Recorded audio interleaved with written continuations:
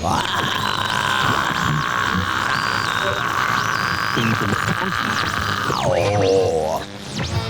Mercy, are you ready for some football, huh?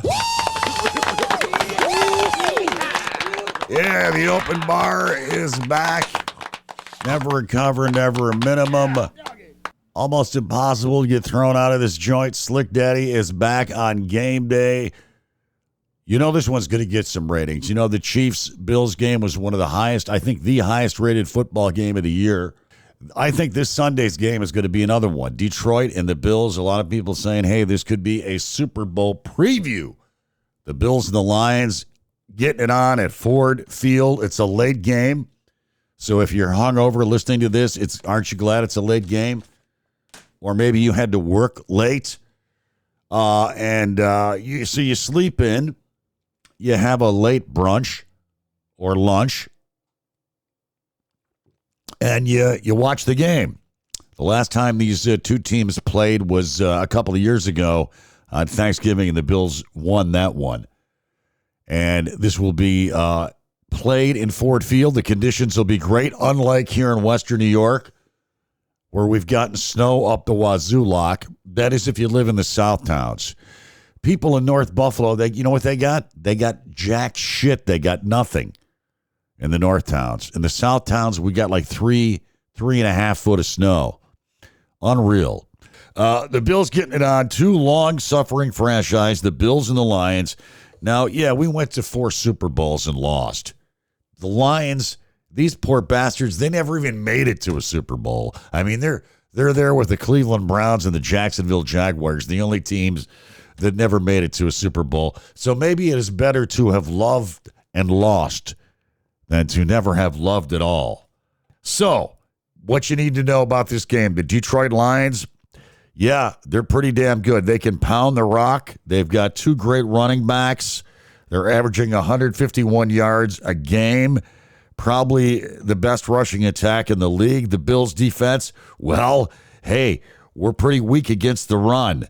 Bernard and Milano are going to have a great game against these backs. Milano is back, but he looked rusty last week, real rusty. And that's to be expected. I mean, the guy hasn't played football since July, for cripe's sakes. They've got Montgomery and Gibbs. Montgomery is more of the power back. Gibbs is super fast. Probably the best O-line in football next to the Bills, maybe even better than the Bills. They have got 3 first-round draft picks on that offensive line. One of the best slot receivers in football, St. Brown. And that'll be a great matchup to watch with him going against Teron Johnson, probably the best slot corner DB in the NFL. And they've also got some other cats that can get deep, like Jamison Williams, one of the fastest players in the league. Their tight end, their young tight end, Laporta, who's like our Kincaid. He's been really, he's done really well since they drafted him last year in the second round. He is back. He was injured. So they've got, full steam, all hands on deck on the offense. The defense is a different situation. We'll talk about that in a minute. Ben Johnson, their offensive coordinator, he is pretty awesome. He'll probably be gone.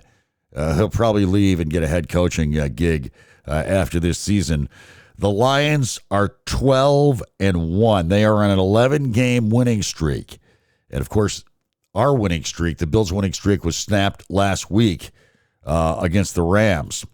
So, yeah, this is going to be one hell of a matchup. What the hell's going on out here? Yeah, so the Detroit Lions are ranked number 1 in scoring offense in the NFL. Guess who's number 2? That's right. You would be correct if you guessed the Buffalo Bills. Big deal. So this is going to be a shootout with 2 high-scoring teams like the Bills and the Lions. And get this for a statistic. The Lions are 80% successful when going for it on 4th down, and they have got a head coach, Dan Campbell, who likes to go for it on 4th down. So the Lions are going to be a real test. This is not going to be any kind of, walk in the park Sunday at Ford Field. Medication time. Medication time. That's right. You might want to be medicated for this one. Maybe just a little bit tooted up. The Detroit Lions on offense, Jared Goff, yeah, he's having a hell of a year, completing, get this, 72% of his passes. They are the best play-action offense in the league. They do it more than any other team. Now, get this, 10 of Goff's picks so far this year was against zone coverage. Of course, the Bills, we do a lot of zone coverage, like 80% of the time. So the Bills need to, they need to get an interception or a fumble recovery. They didn't get anything last week for the first time this year. They did not get a turnover. The Bills, of course, still ranked number one in turnover differential. Both the Bills and the Lions had very bad defensive games last week. The Lions gave up 30-some-odd points in the second half in their game. And, of course, the Bills coughed up 44 points to the Rams. They just walked all over us. The Detroit Lions defense, they're pretty banged up. They've had 13 different people, believe it or not, so far this season on injured reserve. However, they are still somehow ranked number 2 in points allowed and number 1 in defensive efficiency, third down efficiency, I should say. The Bills' defense, not too good, 24th in third down efficiency. We couldn't get off the field on third down last week to save our ass. This must improve. God damn it. This will not stand. And the Bills' defensive line, man, they got to do better than last week. Maybe they were burned out because of the trip, having to go all across the country to L.A., but they have got to get pressure on Goff. They need to really come after him early on. Now, starting cornerback Rasul Douglas will be out for this game. Who the hell? Why would you name your kid Rasul? Huh? Rasul Douglas will be out, starting corner for the game. Kids today, I'll tell you, with these crazy names. Jamarcus Ingram, our UB Bull, is going to have to step up and fill in, and he usually does a pretty decent job. Hamlin and Rapp are banged up. They are questionable for this game. That is not a good thing. Good thing we signed Micah Hyde, huh? People wonder why we did. That's why, because people get hurt every week. We got 2 of our safeties, starting safeties, are banged up. The good news is on the offense, where it looks like for sure Keon Coleman is going to be back from that wrist injury, and Kincaid, although he is listed as questionable, he was a full go in practice. So, be nice to have him back. And, hey, how about that Josh Allen kid? Sports Illustrated Man of the Year, named Sports Illustrated Man of the Year this week. I mean, he truly is having a career year. Only 7 turnovers. He got married to a movie star, or engaged, I should say, a couple of weeks ago in front of some freaked out wreath of flowers on the ocean side there with a bunch of candles and whatnot. He's so romantic, that Josh Allen. So, listen. Is Josh Allen going to have to put on the Superman cape again this week? Probably. So, on that subject, here's my advice for the Buffalo Bills. They need to get the running game back on track. Last week, Cook, what the fuck was up with that? 9 rushes for only 20 yards? Well, probably because we got down so quick, and they gave up on the running game too quick. So, they need to pound the ball, move the chains, and keep Jared Goff and the Lions' number 1 scoring offense off the field. Get back to pounding the rock, huh? And so, my final prediction: the Bills 34, the Lions 31. But hey, what the hell do I know?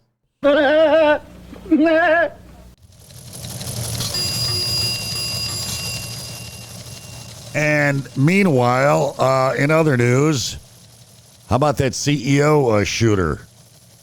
The guy that they caught. Did you see that wanted posters are going up of CEOs in New York City? Somebody's been posting other names of executives and pictures up on posters in New York City.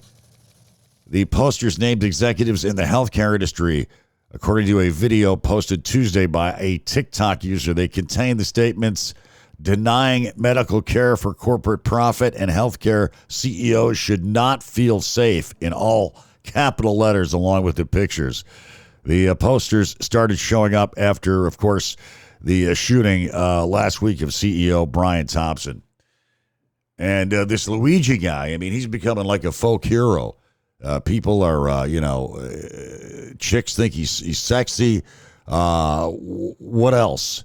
Hoodies like the one he was wearing, they can't keep him on the shelves. I mean, this guy's like Ted Bundy on acid or something. Now, the handwritten document that Mangione had said these parasites had it coming. And also, evidently, after the shooting, the hashtag Eat the Rich went viral. People also offering to pay for this guy's lawyers. That's how much hate there is for the health insurance industry. And this company, by the way, United Healthcare, 32% of the claims, they turn people down 32% of the time, and it's based on AI. They don't even have people doing it. That's how fucking lazy they are. And this CEO guy that was gunned down was being investigated, by the way. This hasn't been reported a lot, but him and other executives from United Healthcare were under investigation by the FBI for insider trading. So maybe, if anything good comes to this, it will be that people take a look at the healthcare system and say, this is fucked. And it's not just the healthcare system. Let me tell you something. There are bad CEOs in a lot of industries today. And, I come from the radio industry. I was a victim of a bad CEO when I got laid off back in 2008. We had a CEO who will remain nameless, Fareed Sulman, who ran the company into the ground. And then what does he do? Does he take a pay cut? No, he starts laying off people like me. Number one, at nighttime. I get laid off. And this ass clown still has a job. Now, if he was anybody else besides the CEO, his ass would have been fired. But because the CEO, what they usually do is they stock the board of directors with their friends. So that way they can never get fired, you see. Their buddies aren't going to fire him. They're not going to oust him. And the stockholders, they got no say in anything. So these creeps get away with it. And then the guy, after he runs the company into bankruptcy, he leaves with a golden parachute. And I'm in the unemployment line for 2 fucking years. So that's what's wrong with America. But let me tell you something. Donald Trump he's not the guy that's going to do anything about these guys. You know why? Because he's one of them. He's one of the fat cats. He's just going to make the rules easier for fat cats. But what we really need to get to in this country is, if they're not going to do away with the insurance companies, which they're never going to do away with, and go to single payer, which would be the most intelligent thing to do, like every other country in the world, what they should do is go back to having these motherfuckers be non-for-profit. I want to see CEOs going back to making a couple $100,000 a year.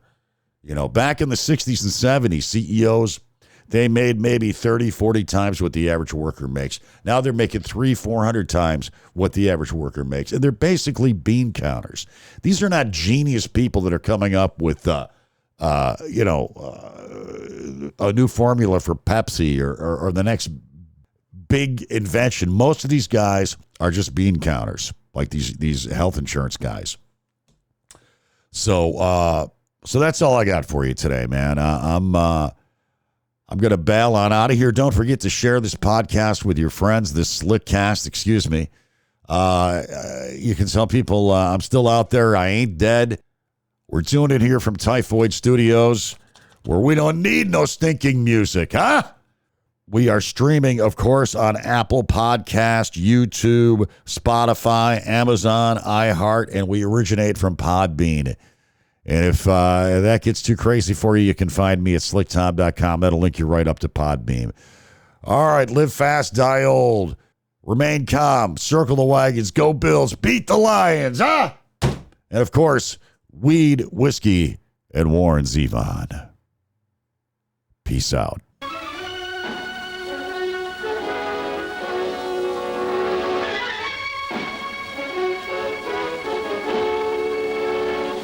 Hail to the king, baby.